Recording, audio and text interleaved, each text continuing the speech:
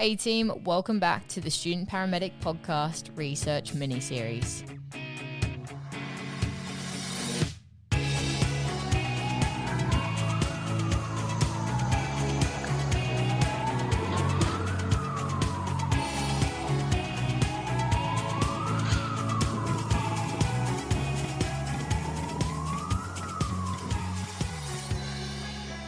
Hey team, welcome back to the Student Paramedic Podcast Research Mini-Series for episode number 3. Today I'm joined by Dr. Sandy McQuarrie and we are going to jump straight into how can you get started in research, and we're going to break it down today, or shall I say Sandy's going to break it down today, in terms of making it quite manageable and quite easy to get started. This is going to hopefully break down some of the preconceived ideas that research can be really challenging to get into and not knowing where to start. So let's jump into it.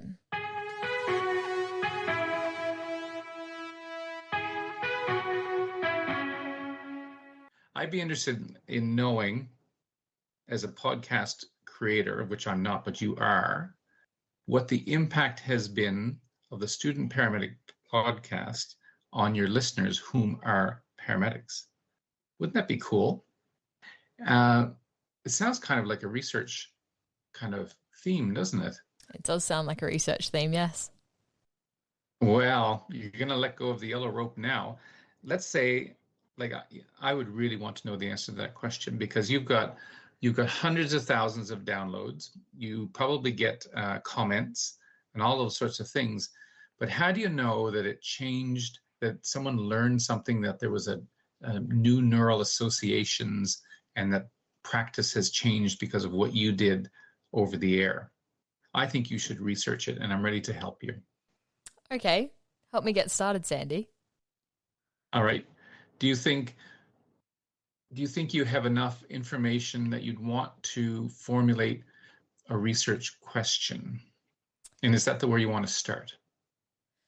And it's a yes or a no. And we're going to do it together. I guess yes. I mean, there's a basis there to start the research question. Yeah. So what I recommend when people kind of show up at my door, or I've trapped them, and to come into my office and talk research, is to challenge them in two ways. The first is to say, do you have anything that resembles a research question? And remember, in quantitative, it's usually pretty easy to do, and qualitative, not so much. And the second is, has someone already done it? And if that's the case, if someone's done the Student Paramedic podcast and studied it and published it, then there's probably, we can knock off early because you're done. But using your show as an example of how to formulate a question and go to the literature are probably the first two things that you want to do. And you may not be able to formulate a question for some time. But I think that invites the ability for you to examine who else has done work in the area where they've studied the effectiveness of a podcast. So I would ask, where would you go to find the answer to that question?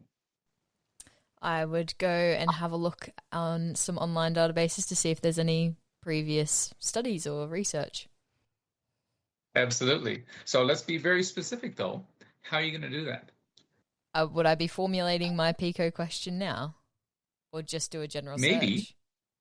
I would do a general search first. If people want like kind of finite chunks about how to get in there, let's be really exact.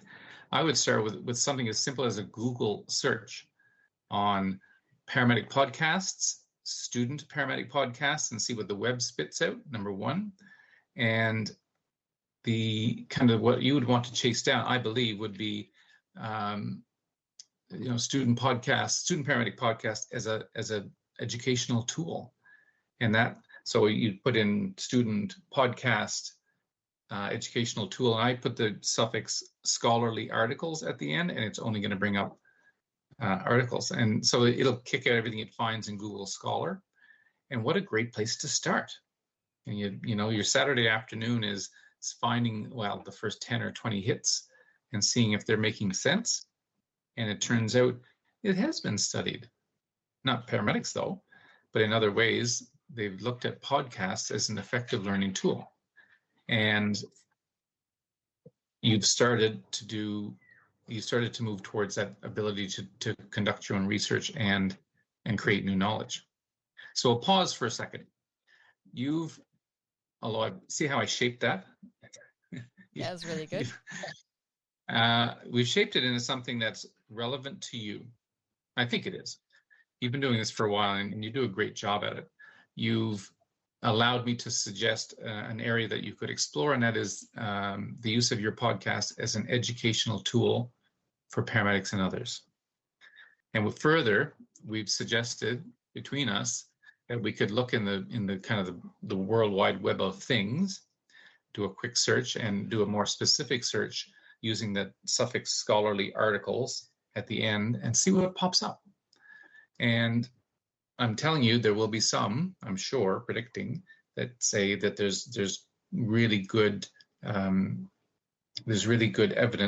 to support podcasts of a certain kind for a certain profession and their effectiveness, and this is how they measured effectiveness.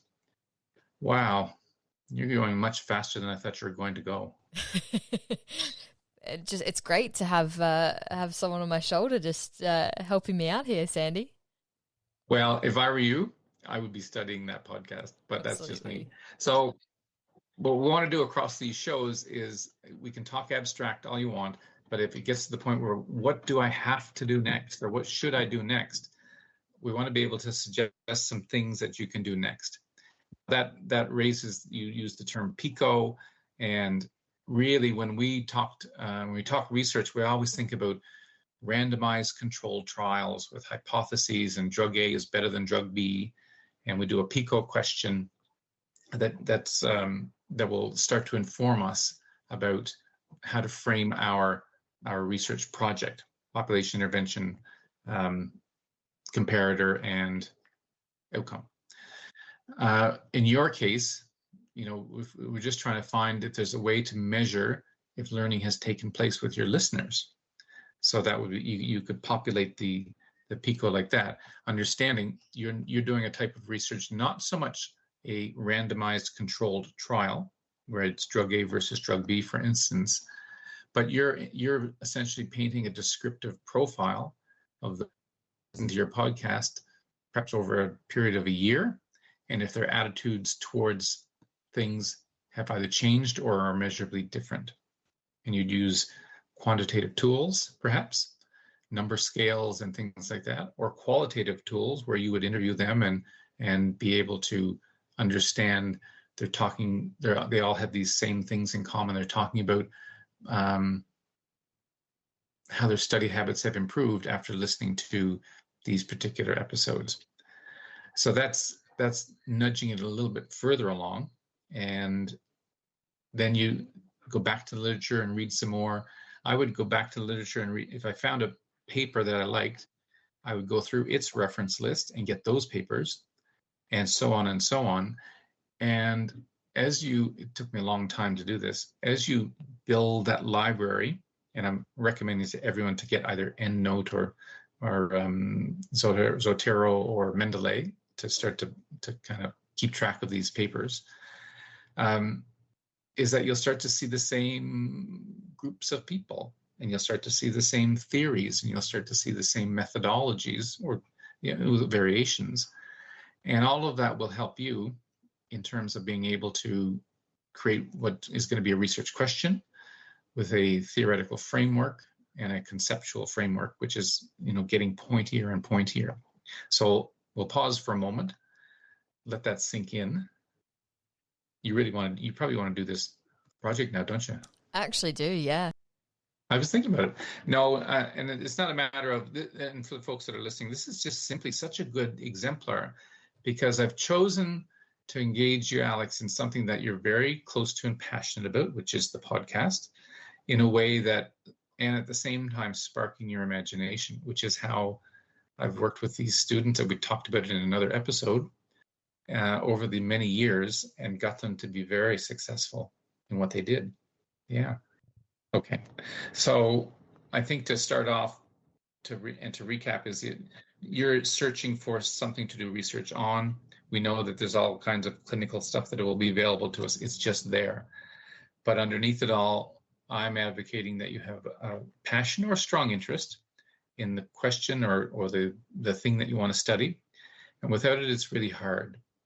Now, in the ether of the universe, you have to find probably a subject matter expert in that area, and it could be as close as an educator with the ambulance service, or another podcast host, or a researcher of podcasts, and start to study them and perhaps start to ask them questions.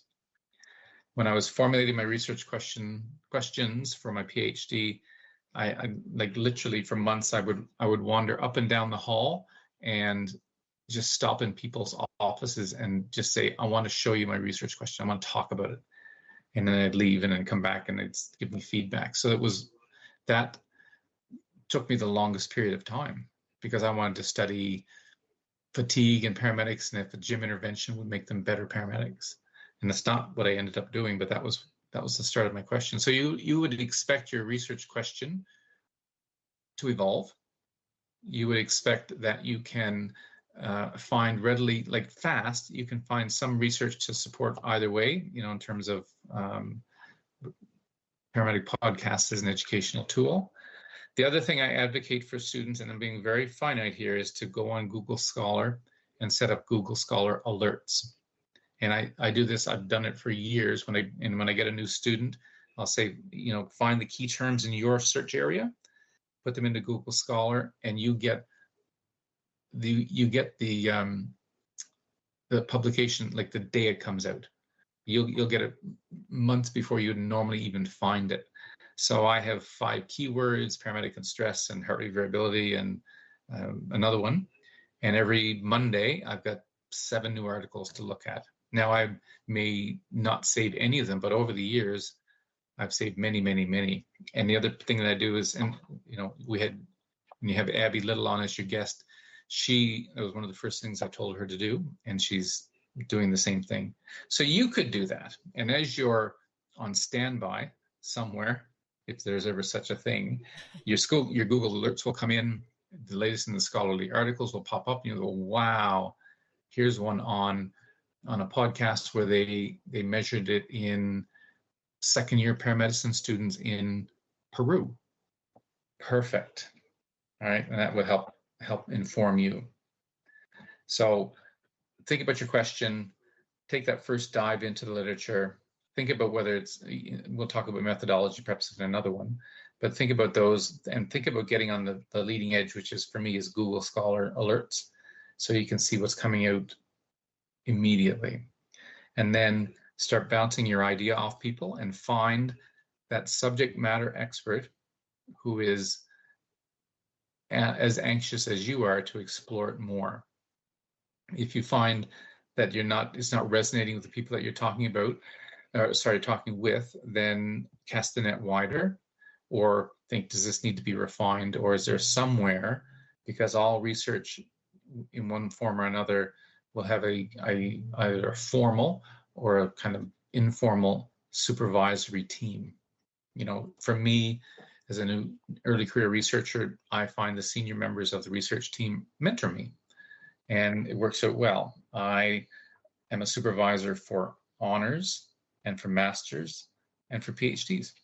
So I offer them my supervisory experience. So, that's how we start to build that relationship, because all of those honors, masters, PhD, they're all in multiples of years, right? 1 for an honors, 2 for a master's, and 3 full-time for a PhD, or 6 part-time for a PhD. So finding that right person, maybe we'll talk later about how to interview your supervisor, can go a long way. Yeah, you're still probably thinking about how you're going to study how your podcast made a difference in someone's life. Yeah, definitely. I'm actually quite intrigued with that, and I think you're going to be adding another thing to my to-do list. What next, really? So now we've got this interest and desire into researching something, and we've set up our Google alerts, and you're thinking about research and doing this with a bit more formality. What do you do next? You have to decide whether you're going to frame that in an honors, whether you're going to frame it in a master's, a PhD, or nothing. Maybe it's just a study that you want to do. And if you're going to be going down the research route, you'll see I think you'll talk about the book later on from Elsevier, the Introducing, Designing, and Conducting Research for Paramedics. You'll have to be aligned with an institution, with the ability to get institutional ethics, which means it's the proper way to do research. So again, do you want to do it because you want a paper on your resume? You want one. And I had some students wander up the hall a couple of years ago and said, Sandy, we want to learn about research, but we're not going any further with it. And we did a validity study on the Astroskin biometric shirt, and they did the study. We wrote it up together, and it was published, actually just recently published, to the wider audience. Is this something that I want to take a year and do an honors, which is kind of what you do in the paramedicine world, or a 2-year part-time? Do I want to do a master of philosophy or a master of research? Or am I setting the stage where I can come back and do a PhD eventually, knowing that I have to take one of those other 2 programs first? So as you start to read, and I started to read in 2013, Eric Drinkwater's name kept coming up, a noted exercise physiologist. And I contacted him, and he ended up being my supervisor. And that was just fortuitous. And that's how I found him. But you'll start to see who the content experts are in that area. And some may be approachable, some may not be. But again, if you did this, would you want to do it just as a paper, or would you want to do it as an honors, or would you want to do it as a master's? It's a great question. I mean, it'd be nice to do it as an honors, but even just as a paper would be good. Yeah. Okay. So quite doable. And in that case, you'd find someone, and as I said, as you start to do your research and you start to formulate if a PICO is appropriate or whether it's going to be simply a descriptive paper, you'll start to see names that will be start to reoccur. But not only that, you've started to build a research network through the Student Paramedic podcast. You talk to Andy Bell, and you talk to me, and you talk to Nick Abusi, and you talk to Steve Whitfield, and you talk to all of these people that have done research. And there's nothing wrong with calling any one of them up to say, here's my idea. What do you think? And does that align with anything that might interest you? And then you're so set. Yeah. And what people should understand, and I want to sound like a dad here, but you need an established researcher, or a fairly new researcher, who can lend their expertise to get you started, especially if it's just going to be a one and done, which is like a paper. Absolutely. You'll need to align with an institution that will give you ethics, and it's the same in England as it is here. And yeah, you just need to carry that passion forward. Absolutely. Can you get ethics without, is there independent ethics, or do you have to go to a university or something to get that paper sort of started through their ethics side of things? Not necessarily, no. And aligning with an institution doesn't necessarily mean you get their institutional ethics, although you usually end up getting it. So when I studied New South Wales Ambulance Paramedics, I went to the Southeast Sydney Local Health District Ethics Committee and obtained ethics to do all my studies, and then went back to my institution and said, here's the ethics, and they gave me their own institutional ethics, and I was off.